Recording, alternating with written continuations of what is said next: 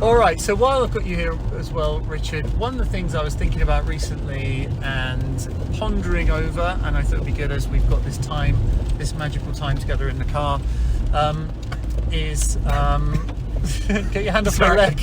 Sorry. Get your hand off my leg. Choked on my beer. Sorry. Yes, I thought I was thinking about Oasis album covers the other day, as I often do, and so I've started to rank them. So this is my what I did is I've gone through. Obviously, there was 7 official Oasis albums, and when I talk about Oasis albums, I never include the master plan, right? Because it's not a studio album. It's not a studio album. It's a B-sides collection. Yes, for people that don't get B-sides, but mate, do you even Oasis, bro? If you're not into B-sides, so so it's not. If you hadn't heard Acquiesce by 995, then get out. Exactly. Basically, get out of my face. Exactly. That's basically what you're saying. Yeah.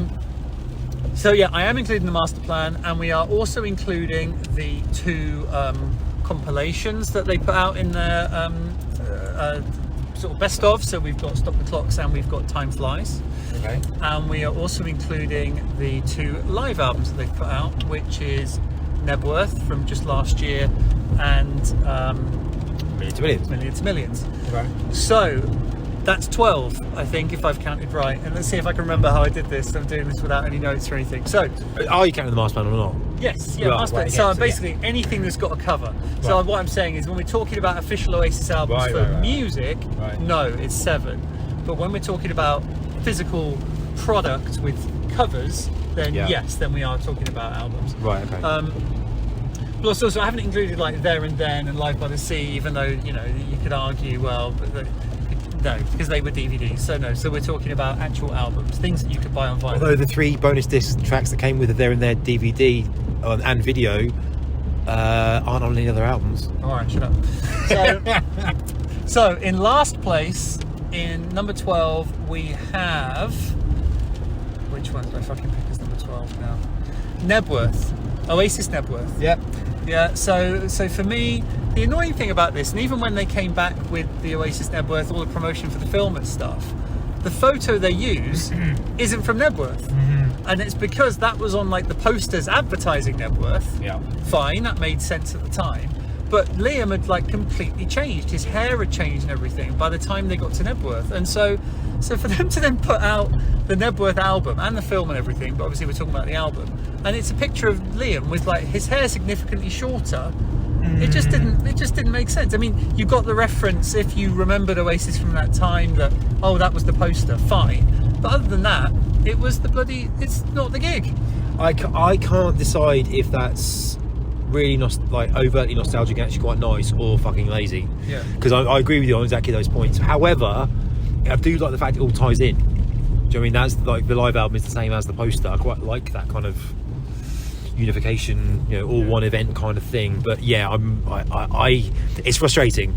Yeah, it's certainly frustrating because that picture from Liam's probably summer '95 maybe. Yeah, I think so. I was trying to think of what gig it was. I'm not 100% sure. I want to say somewhere. It was somewhere in Scotland. I want to say that. Maybe. Okay.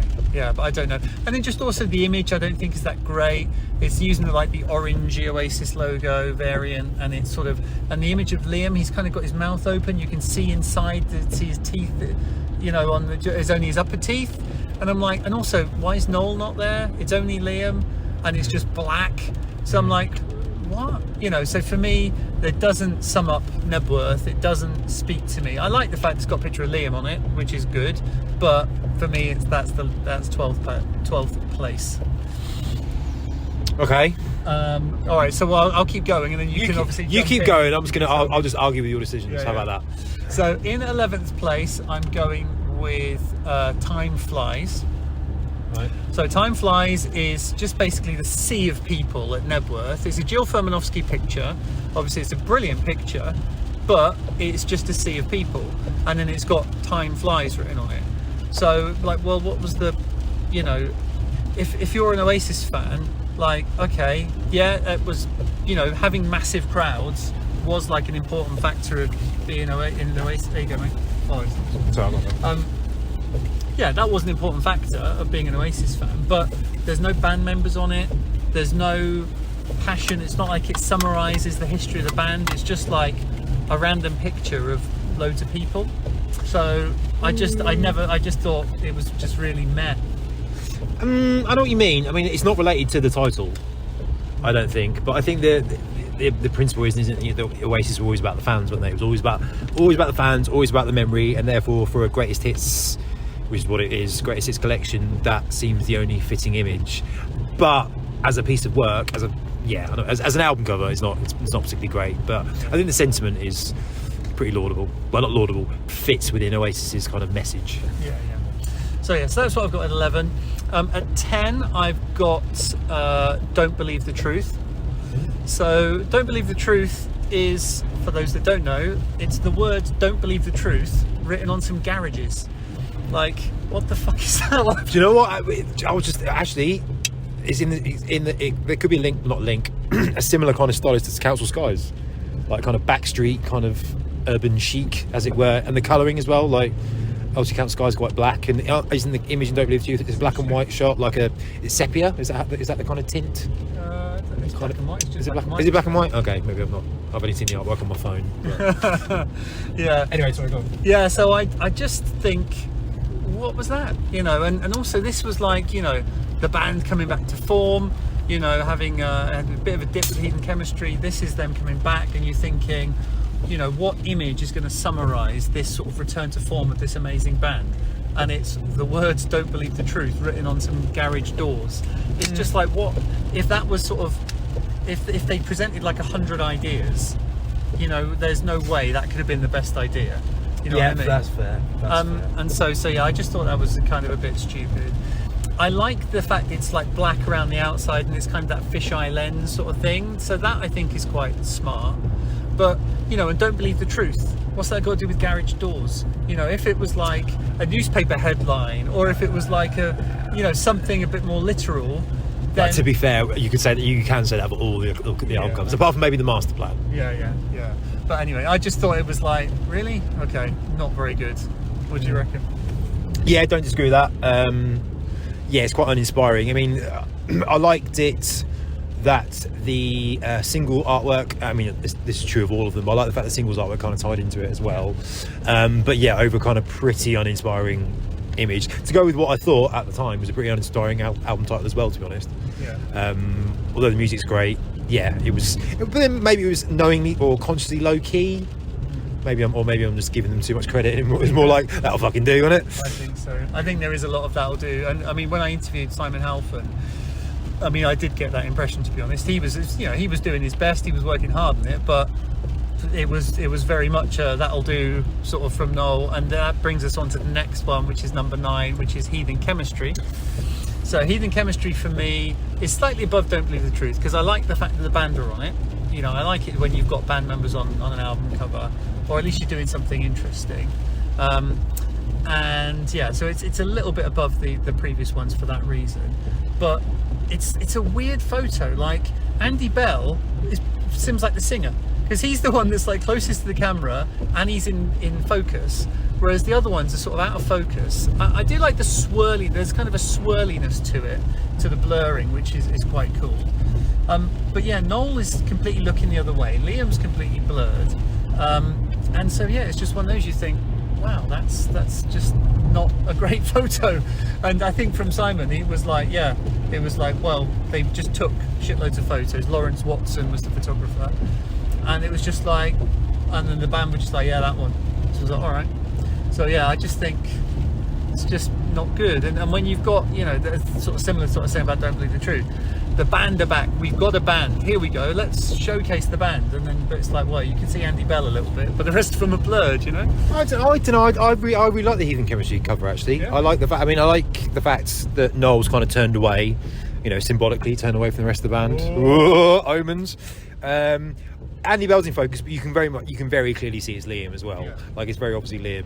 And in Underground Station, I think it's kind of got a kind of hazy, kind of chicy, kind of dark, velvet underground-y type of cool to it. I actually quite like the Heathen Chemistry cover, I've got to say. All right, fair enough. I'm still staying in 9th though. It's your list, mate. It's your list. It's my list. Even if it's wrong. Yeah. So in 8th place, we're going to go with Stop the Clocks.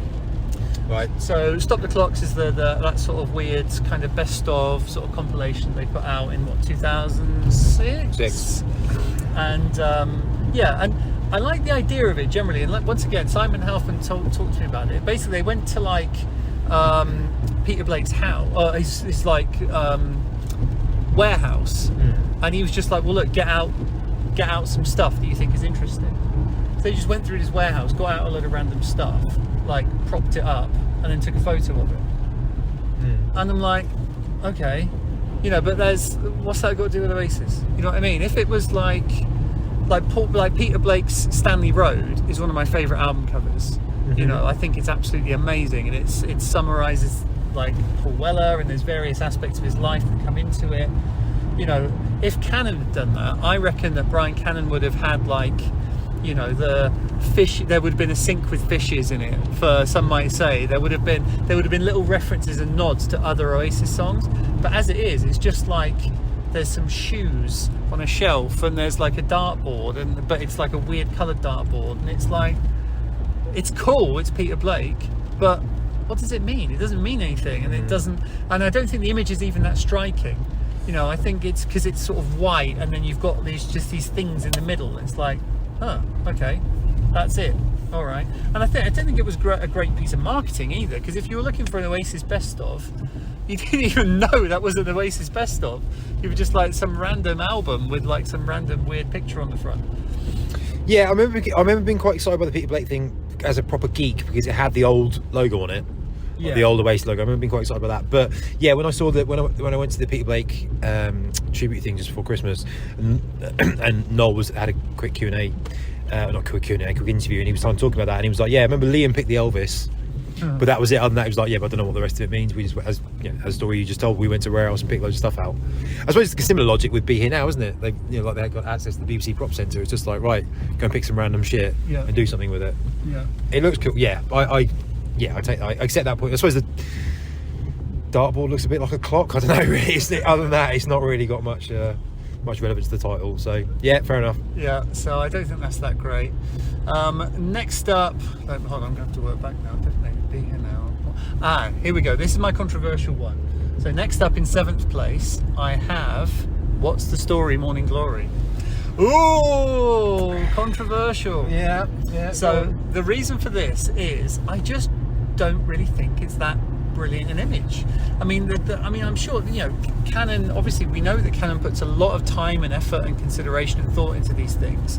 But with this one, maybe if it had been Liam and Noel walking like back and forth on the road, then that would have been nice. But we know that it wasn't them, because I think because they slept in or they were too drunk or whatever, so they didn't do it. And it's Sean Rowley and Cannon himself. And apparently Owen Morris is in the corner holding the master tapes, whatever. So that's like a nice little Easter egg.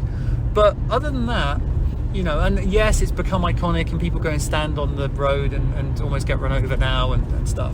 But as an image itself, I just think, well, what does that mean? It doesn't. It's in London, so it's not like it's in Manchester, or even it's not like it's in Wales where the album was recorded. I'm just like, okay, it's yes, it's an iconic image, but if you step away from that and think about it, I just don't think it's that great.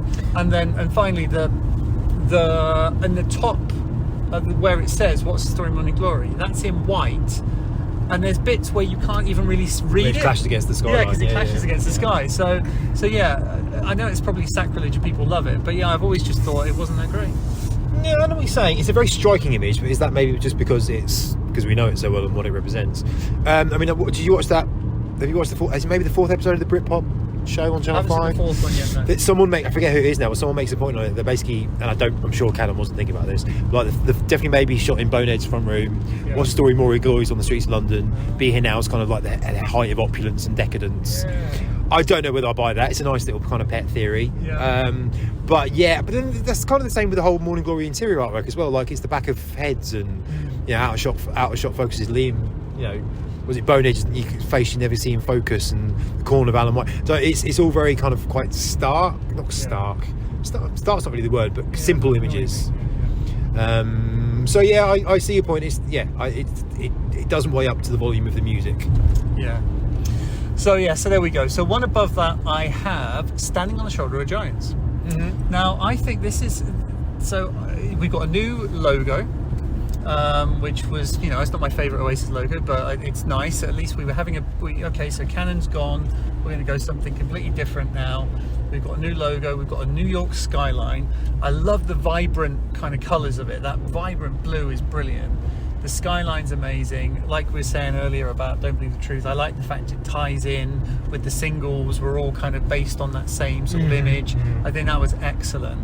I think it loses points for me because why is it in New York? What's New York got to do with it? I just don't really.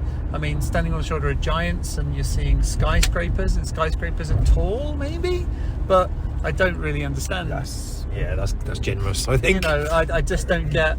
If you were talking about Oasis, they're from Manchester and they're from England, and that's such a big part of what they do. Or even with the more psychedelic-y, messed up sounds on that album, go to the desert.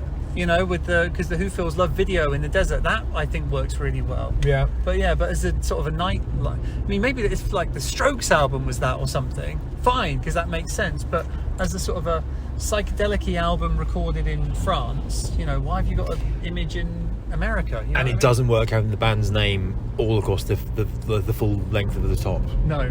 I think that. I don't think that really. I like the fact it's kind of in silhouette.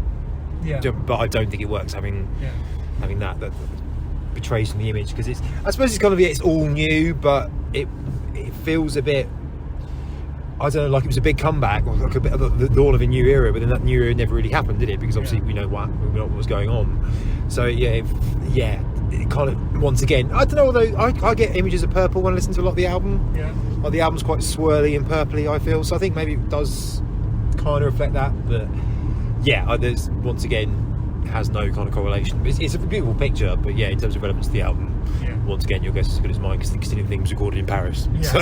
exactly. So so then that's I think it's South of France. Yeah, south of France. Yeah, I was going to jump in. And speaking of a beautiful picture, what beautiful countryside it is here, out in the middle of nowhere. We're about 10 minutes away from Rockfield now. It's gorgeous. It's all like here in the southwest in Wales, mate. It's all like this. It's all green. Green grass. It's all green in Bristol as well, but that's not just the that's not just the skyline. Hey! It's a cannabis reference, ladies and gentlemen. Cannabis. So at number 6, I have Familiar to Millions. Okay. So I like the fact it's the strong images of Liam and Noel on the front. I really like the way it's laid out. You've got the Oasis logo, and you've got Familiar 2 Millions coming kind of down on the sort of the bottom third of the picture. I like the way the Oasis logo shoots across, and there's kind of like a bar underneath it, and the pictures of Liam and Noel are great. And I love the fact that it had a different colour For each edition. So whether you got the CD or the double or the single or the vinyl. What was the mini disc colour? Do you remember? I never actually bought the mini disc. I remember that was peak mini disc. I bought the CD, but the CD was red. But I got the red CD. So was it green? Don't know. Answer on a postcard, please, kids. But and if you get the and if you've got a Familiar to Millions, they're like a massively wanted one, aren't they now? Well, the record. Yeah, the vinyl. Yeah. Because Noel didn't reissue it. Yeah, it's you're talking minimum 400 to 500 quid to buy original pressing of it, and Noel, it hasn't not really been reissued. Noel has said he doesn't really like that album, so maybe that won't actually happen anytime soon, either reissue. It's a shame. It's the one that I think they could do with. Like they reissued Time Flies in Japan last year, which I managed to get hold of. Loads of people bought. But for Millions to Millions, it seems to be like it's not going anywhere. One day. I mean, that'd be the ultimate record store day release, absolutely. I think. So that's good. So where are we now? So I've got what have we still got to do? Definitely maybe Be Here Now, Master Plan, Dig Out. So next up we've got Dig Out Your Soul. Okay. Dig Out Your Soul, once, like I've sort of said on here, like what I really like is when the cover art encapsulates the music. Mm-hmm. And Dig Out Your Soul being so kind of psychedelic, and the fact it ties in with the video for Shock of the Lightning, I think is really cool. Was it Religious Apocalypse? Was that what it was? Yeah, it was kind of, because there's a couple of tunes that mention like the rapture and stuff. Mm-hmm. So there's Armageddon, Religious Armageddon. Sorry. Religious Armageddon, yeah. Yeah, so you've got like waiting for the Rapture, and you've got another tuner that mentions Rapture as well. So there's definitely like echoes of that. It's a bit Monty Python though, isn't it? But I'm okay with that, because once again, Monty Python was that sort of 60s, 70s sort of collage style. It also like ties back, I think, to the All Around the World video when that sort of goes collage style in bits. Fair enough. So I've always liked that, and I just like the colours of it. I think that there's a couple of nice little references in there. There's a newspaper headline that says "Come in, come out," which is obviously Okay. I just think it's a striking image. It's nice colours, and maybe it would have been nice if there's a couple more like Oasis references or something in there, just to really make it literal for a dullard like me. But no, I think it's a really good, cool, striking image that encapsulates the music. It's very it's a very unique image, certainly in the band's canon, but also obviously it was designed purposely. Kind of like the Gareth Halliday stuff, the Who Built the Moon kind of campaign, that kind of, as you say, the kind of college artwork. I agree. I don't like the fact that the album title is in the centre, like that. I always struggle with that. Find that a bit naff. And the little like bows that kind of go around the title. But other than that, yes. And similarly with all the interior artwork with that, like it's laden with that, and it's quite an explosion, like in terms of the eye stuff. So yeah, I signed that one off. So there we go. So what have we got left? We have got next up the master plan. So the master plan, I think, is wonderful. You know, it's Brian Cannon.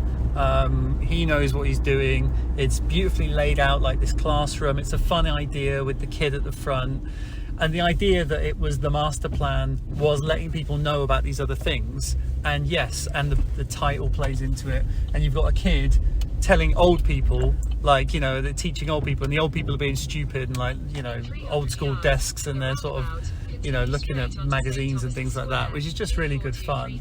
It's like a lovely image that you can sort of pick different bits out of. And I like the master plan logo, with the wings underneath, like a football badge crest or whatever. I had a standee of that. I went to a master plan launch night in Leicester when I was at uni, and I ended up giving that away as a Patreon gift, which I've regretted to this day. You fool! I know. But anyway, but yeah, so I think it's a great image. I really like it, and a fitting kind of final thing that Brian did with them. God, imagine how much you get for that stand now on the collectors group as well. On the way to see the collectors group, imagine how much you get for that. I know. They're not going to buy shitty copies, as some might say, are they? They're not going to buy signed copies by both of us. They'd have paid money for that. Yeah, agree with all that. What was it? There was images of R2D2. There's some Star Wars references in it that had to be cut for copyright reasons. I'm sure on one of the kids' desks or something. I remember Louise pointing that out. It's a lot harder when you haven't got the internet to hand.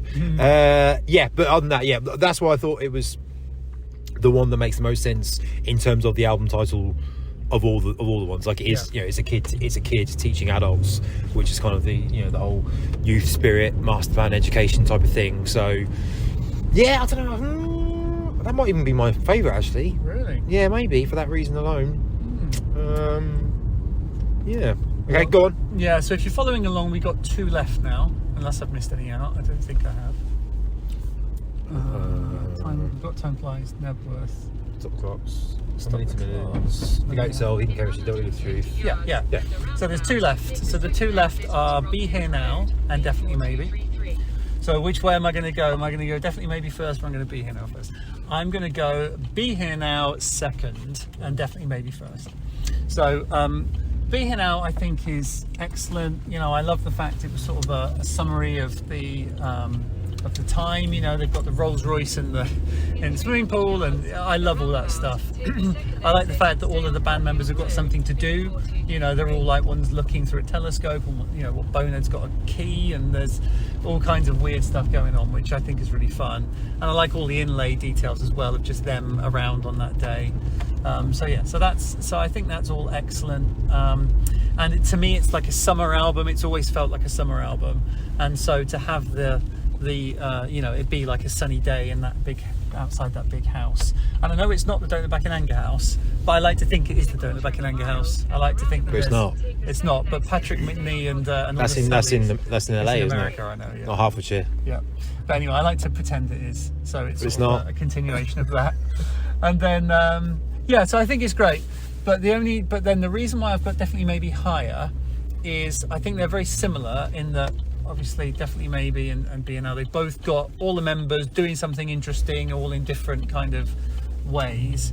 But I love the fact that definitely maybe's got, you know, it's a more you're closer into the image, so you know it's quite wide shot. Be Here Now. So you know, so people in the back of the image are like quite far back and stuff. It's sort of, unless you got the vinyl, even if you got the vinyl, you know, they're all quite small. Whereas I love the fact that definitely maybe, you know, people are much more, you know, it's a much more cropped image. You are just inside that room, all of the stuff, Burt Bacharach, footballers on the TV, George Best. You know, I love the fact, you know, even all the little details of that, like the random things in Bonehead's living room that he's now, you know, taken photos of and flogged them. I just think it's just a magical cover. Obviously, both of them have special meaning to me because they're sort of two of my favourite albums. But you know, I love, and they get bonus points for including the people.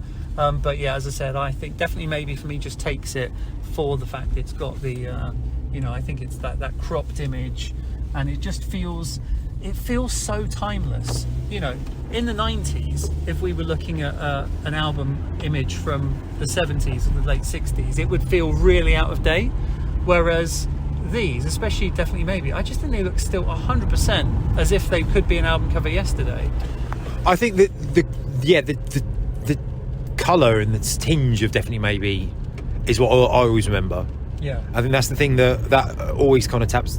That's what I always go back to, and that in itself is kind of true yours. I think as a piece of work, I prefer Be Here Now, if only for the fact that it had the album's release date on it. I think that was as ideas, once again, as an idea in terms of linking with the actual album title goes, that's pretty faultless because it was all about one day.